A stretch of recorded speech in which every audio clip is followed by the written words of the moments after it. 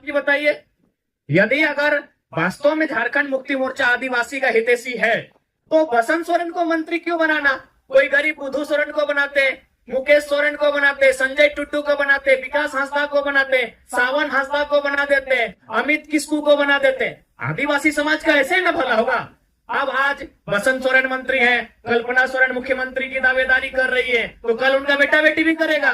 सीता सोरेन की दोनों बेटी दावा करेंगी कल 2 सीट से, तो आप कहां जाएंगे? आपके हक अधिकार की बात कौन करेगा? एक परिवार से समाज नहीं होता है। इसलिए इस बात को बिल्कुल आप याद रखिए कि एक परिवार से समाज का भला नहीं होगा, 1-2 व्यक्ति से समाज का भला नहीं होगा। इसलिए आज आपको नए नेता बनाने होंगे, नए लीडर तलाशने होंगे, और नए लीडर आपके बीच है। बेबी लता टुडू आपके बीच है, रांची से दमयंती मुंडा आदिवासी समाज की बेटी है आपके बीच है। और जब ये सदन में जीत कर जाएंगे, सदन में इस बात को रखेंगे, समता कानून को मजबूती से राज्य में लागू कराने पर तर्क देंगे। हमारा जो पेशा कानून है उसे मजबूत किया जाएगा। झारखंड को बचाने के लिए जो भी कानून होंगे, चाहे अनुसूची 5 को मजबूती से प्रभावी रूप से लागू करना या इस राज्य को अनुसूची 6 की ओर लेकर जाना, इन बातों को वहां रखा जाएगा। सरना कोड की जो मांग सदियों से चली आ रही है, दशकों से चली आ रही है, उस कोड की मांग को रखना। तो इसलिए आज हमें ऐसे लीडर की आवश्यकता है जो वहां जाए। आज देखिए, आज पूरा और पूरा सिस्टम एक परिवार के इर्द गिर्द, उनका जमीन बोकारो में, उनका जमीन दुमका में, उनका जमीन गिरिडीह में, उनका जमीन रांची में। जबकि आदिवासियों के जमीन को बचाने के लिए जो नियम बने हैं CNT कानून, वो क्या कहता है कि आदिवासी का जमीन आदिवासी ही खरीदेगा, लेकिन थाना के अंदर। अब बताइए, मुख्यमंत्री घाघरे गोला रामगढ़ जमीन बोकारो में भी खरीद रहे हैं, दुमका में भी खरीद रहे हैं, तो बताइए अगर एक ही आदमी सारा आदिवासी का जमीन खरीद लेगा तो बताइए भला होगा?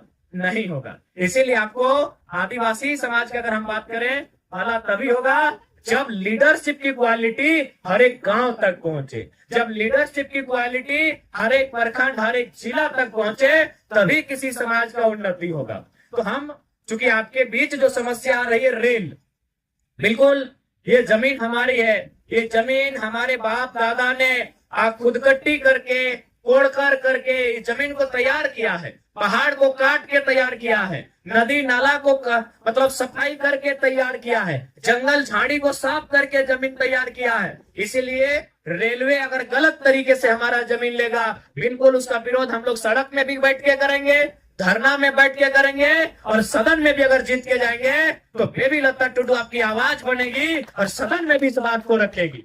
और आदिवासी समाज को लड़ने के लिए कोई सिखा नहीं सकता है। आज हमारे आदरणीय जयपाल सिंह मुंडा क्या कहते थे? वे जब संसद में गए थे, उन्होंने कहा था कि अध्यक्ष महोदय, आप आदिवासियों को लोकतंत्र की परिभाषा मत सिखाइए।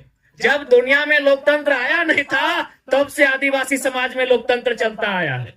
तो आप हमको, आदिवासी लोगों को मत सिखाइए दुनियादारी, आप हमें लड़ने के लिए भी मत सिखाइए। अरे जब अंग्रेजों ने पूरे भारत में अपना आधिपत्य जमा लिया था, तब लगातार झारखंड से आदिवासी लोग विरोध किए हैं। उनके तोप का मुकाबला हमने तीर और तलवार से किया है कि नहीं किया है? बताइए। आज यही दुमका की धरती, यही सिद्धू कान्हू की धरती, आज इसी धरती से हमारे जो आदिवासी मूलवासी उस समय हुआ करते थे, उन्होंने हजारों की संख्या में जान देकर अंग्रेजों से मुकाबला किया है। तो इसलिए रेल आए चाहे कोयला आए, आदिवासियों का इतिहास लड़ने का रहा है। हमारा इतिहास अपने अधिकार के लिए लड़ने का रहा है। हम किसी से पीछे नहीं हटेंगे। अरे उतना तो छोड़िए, बिरसा तो लड़े ही लड़े, सिद्धू कान्हू लड़े ही लड़े हैं। एक इस देश में गांधी हुआ करते थे। अरे गांधी आधा धोती पहन के और लाठी से अंग्रेजों से लड़ गए, तो हम किसी से कम नहीं है। इस बात को केवल याद रखिएगा। ये गांधी का देश है। एगो लाठी, गांधी बाबा एगो लाठी लेके अंग्रेज से लड़ गए। अंग्रेज के पास बड़ा बड़ा बंदूक था, अंग्रेज के पास इतना बड़ा बड़ा बम था, अंग्रेज के पास इतना बड़ा बड़ा तोप था, और गांधी बाबा एगो लाठी लेके लड़ गए। तो हम लोग किसी से कमजोर नहीं है।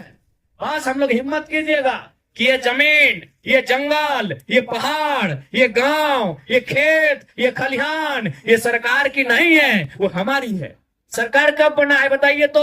1947 में। अच्छा बताइए, क्या हम लोग 1947 से यहाँ रहते हैं? पता नहीं कब से रहते हैं भैया। तो सरकार का कैसे ये गांव हुआ, सरकार का कैसे ये पहाड़ हुआ?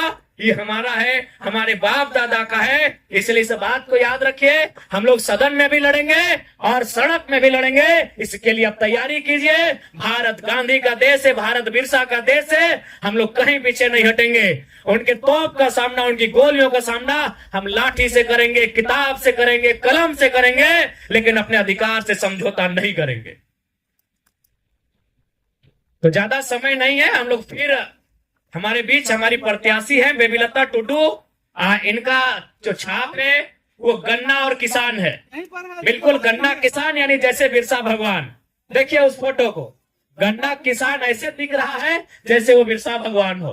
तो इनके छाप पे मोहर लगा के इनको दिल्ली पहुंचाइए। और जो रेल और कोयला की समस्या आ रही है, इस समस्या को हम लोग दिल्ली में भी रखेंगे और सड़क में बैठकर, जमीन में बैठकर, धरने में बैठकर वहां भी इसकी लड़ाई लड़ेंगे। आपको इस बात के लिए हम लोग आश्वस्त करते हैं।